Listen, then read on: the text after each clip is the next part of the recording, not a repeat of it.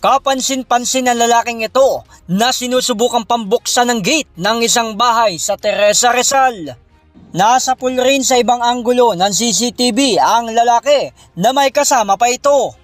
Ayon sa pulisya, dawit ang dalawang suspect na nahagip sa CCTV sa sunod-sunod na naganap na nakawan sa Teresa, Rizal.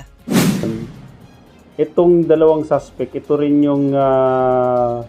sila rin yung perpetrator noong April 14 na insidente na pumasok sila sa madaling araw ng April 14 at ginapos nila yung kanilang biktima sa loob ng bahay.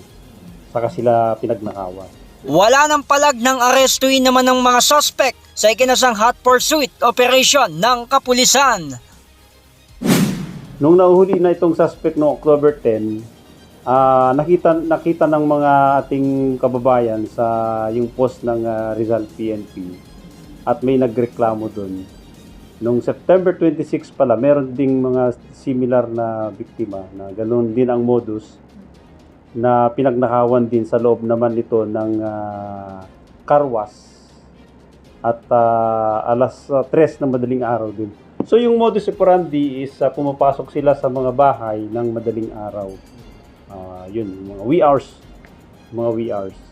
At nanakawan nila yung kanilang mga biktima. Nakakuha naman sa mga suspect ang isang revolver, wallet, ID, relo, kabilang rin ang ginamit na motorsiklo at salapi na nagkakahalaga ng 5,500 pesos. Depensa ng dalawang suspect na pagbintangan lang raw sila. Marami po kasi umaano po ngayon, gawa ng mga kabataan rin po.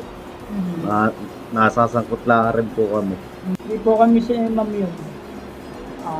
May CCTV, sir. Inamin po namin ma'am, hindi po kami yun.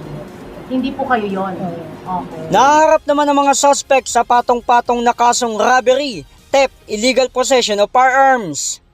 J. Martin, JKRS, News and Public Affairs.